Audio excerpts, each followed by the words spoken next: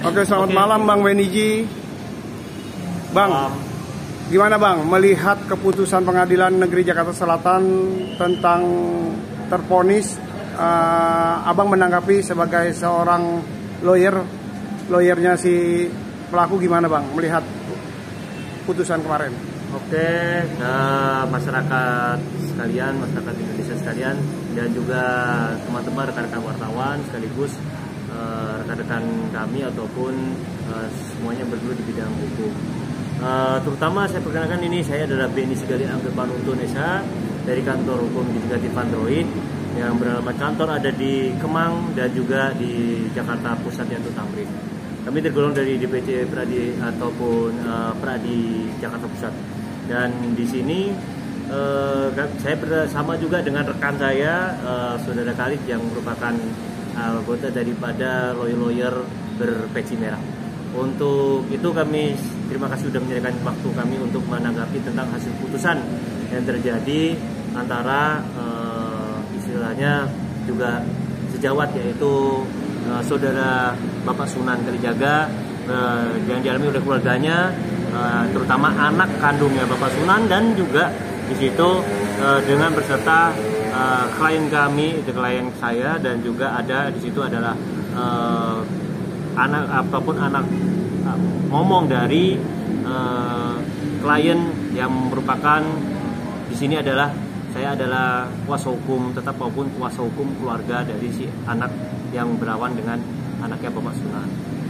Dalam hal ini kami mengakui bahwa kami sudah menerima vonis dan juga sudah tervonis akan kejadian yang menimpa, yaitu kekerasan terhadap anak, yang mana dan kekerasan terhadap anak ini juga dilakukan oleh anak di bawah umur atau dalam artian anak berhadapan dengan hukum. Nah, di sini vonis yang kami dengar dan terima adalah 1 bulan, yaitu diputus bersalah, diputus bersalah terhadap kejadian kekerasan terhadap anak itu memang ada terjadi, dan di situ kejadian di X ataupun junto final ataupun kasus pasalnya adalah terhadap penganiayaan ringan, dan juga ada pasal 79A yaitu pasal perlindungan anak, itu juga dikenai tentang kekerasan terhadap anak. Divonis di majelis hakim itu yang kemarin divonis oleh Pengadilan Negeri Jakarta Selatan adalah 1 bulan dalam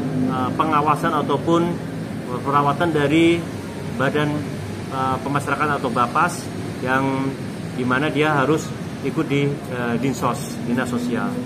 Nah, itu dari vonis yang terjadi di situ.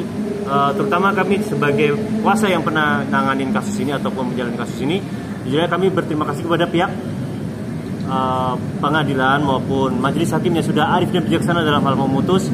Dari situ kami menanggapin secara garis besar cukup puas dan cukup adil dan bijaksana bagi kedua belah pihak. Ini sudah berlaku asas, maaf ini ya, equality before the law, yaitu asas berlaku bagi semua bersamaan di hadapan hukum. Jadi dari sisi pihak korban maupun pihak yang melakukan terjadinya kesalahpahaman ini, kami sudah sangat-sangat menerima. Apabila di kemudian hari ada hal-hal yang keberatan, itu kembali pada pihak yang masing-masing. Apakah dari pihak yang di sini adalah pihak yang berkepentingan, yaitu pihak yang menerima putusan, ada keberatan, dan juga pihak yang dalam hari ini adalah sebagai korban bisa mengajukan upaya-upaya hukum lain juga yang sudah ditentukan undang-undang, dan itu adalah hak. Misalkan ada upaya banding dan juga kasasi, tentunya menunggu waktu sampai dengan 7 hari. 7 hari dari semenjak putusan itu dijatuhkan. Vonis inkrah van recht, dan istilahnya frispak. Nah, di situ apakah sudah inkrah atau belum? Nah, dari sini adalah UBW vonis inkrah van recht vervolging. Jadi di situ ada bisa juga, kalaupun nanti masih ada upaya-upaya misalkan kasasi atau banding dulu lah sebelum kasasi, itu tergantung dari sisi penuntut juga.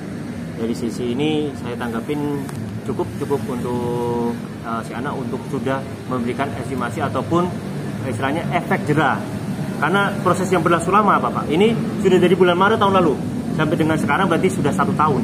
Nah, jangka waktu 1 tahun ini untuk proses perjalanan materi maupun menjalani proses panggil, datang maupun sampai dengan kemarin sidang, itu sudah sangat ya istilahnya sudah melelahkan kalau orang, apalagi dia masih di bawah usia anak-anak.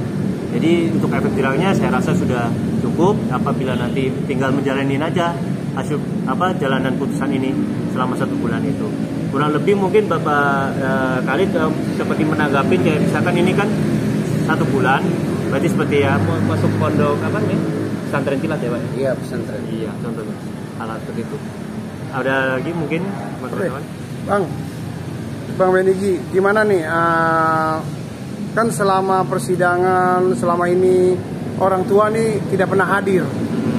Iya, abang sebagai seorang lawyer gimana sih? Harusnya kan setiap persidangan atau pertemuan di pengadilan segala macam harusnya tuh harus didampingi sama orang tua, Bang.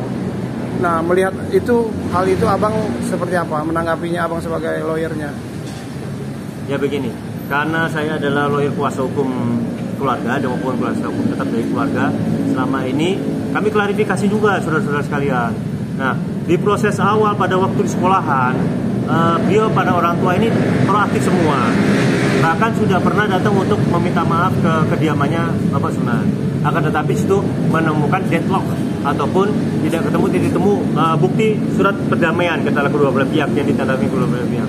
Tapi kalau untuk surat sementara yang diakui bahwa itu memang ada tindakan merangkap bersalah dan tidak akan mengulangi perbuatannya, dan sebagai orang tua juga di sini seorang tua yang mendidik ataupun ngomong anak ini dari mulai bayi ya, istilahnya orang tua angkat lah walaupun belum secara legalitas resmi disebutkan di situ. Dan kemarin itu pun sebenarnya sudah pernah datang di kepolisian juga. Pada waktu itu Bapak Sunan juga mungkin berhalangan sempat tidak bisa dipertemukan di awal, lalu yang kedua di kejaksaan memang tidak hadir karena ini sudah meningkat ke masalah personal. Personalnya itu adalah apa?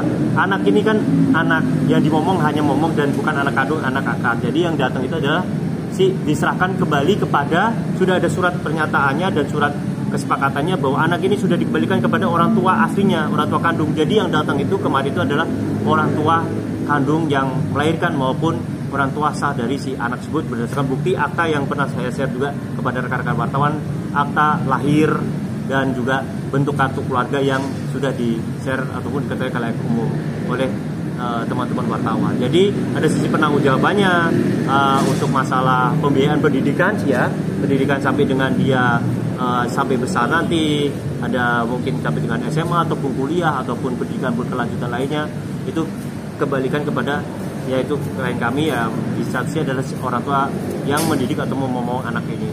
Kehidupan yang layak juga, seperti halnya dia memperlakukan sebagaimana anak kandung sendiri dalam hal ini. Akan tetapi kalau permasalahan hukum atau apa, ataupun menyangkut masalah ini sudah berkaitan dengan lembaga ataupun kenakalan yang dilakukan oleh pribadinya, dikembalikan kepada orang tua pastinya. Kurang lebih tanggapan dan sejauh ini yang saya ikutin maupun yang saya dapatkan materi-materi buktinya seperti itu. Ya. Gimana? Oke Bang, alasan kenapa sih Bang? Abang kan sebagai lawyer, yep. Tapi sejak persidangan Abang tidak hadir nih. Oh iya. Kenapa Bang? Alasannya kenapa? Apa Abang dinonaktifkan atau seperti apa? Ya. Oke, saya jelaskan. Dalam hal ini sekali lagi saya tegaskan bahwa saya adalah kuasa hukum ataupun pengacara dari pihak keluarga yang hanya mendidik dan memomong anak ini, merawat bahasanya. Jadi secara tidak langsung ketika dalam hal ini sebagai orang tua kemarin yang dari pihak institusi, baik istilahnya dalam ini kejaksaan maupun dari institusi pengadilan, yang dipanggil itu adalah anak maupun orang tua asli. Karena saya mendapatkan masih ada kuasa ini adalah dari izin kuasa ini adalah dari si orang tua yang merawat, istilahnya ya ngomong anak ini sampai dengan anak ini kemarin dewasa maupun biaya pendidikannya itu jelas-jelas dalam hal ini saya posisinya karena yang dipanggil bukan adalah atas nama si pemberi kuasa tersebut, otomatis kita hanya mendapat empati atau apa istilahnya sebagai konsultannya secara legal ataupun hukum. Nah, tapi untuk penanganan langsung dalam proses pengadilan dan persidangan, kemarin saya seperti vakum bahasanya ataupun dinonaktifkan dan sedang dibebaskan sampai dengan nanti ketika suatu saat memang diperlukan kembali dalam hal proses ini, memang ada berkelanjutan atau merembet kemana-mana menyangkut pemberi kuasa dari yang saya terima sebagai lawyernya. Begitu penjelasan saya, mungkin cukup jelas. Dalam hal ini mungkin dengan nanti rekan-rekan saya juga akan bisa dilibatkan jika kemudian diperlukan untuk menanggapi hal tersebut. Oke Bang Khalid, gimana Bang Khalid melihat putusan yang kemarin sudah divonis? Abang mungkin ya ini kan anak masih di bawah umur, Abang melihatnya seperti apa Bang? Harapan sama masyarakat. Ya, saya Khalid Akbar, saya salah satu advokat yang tergabung di dalam Peradi. Kalau kita melihat dalam konteks tindak pidana anak yang terjadi pada tindak pidana ya, karena sudah putusan tindak pidana bukan dugaan lagi, yang terjadi antara Sen dan Bagus, putusan ini saya lihat cukup adil. Itu yang pertama kan. Yang kedua, mungkin ini untuk peradilan khususnya para hakim-hakim yang menangani tindak pidana anak. Memang ada hal yang mesti diutamakan di dalam tindak pidana anak ini. Yang pertama tadi, kita mesti mengejar proses diversi.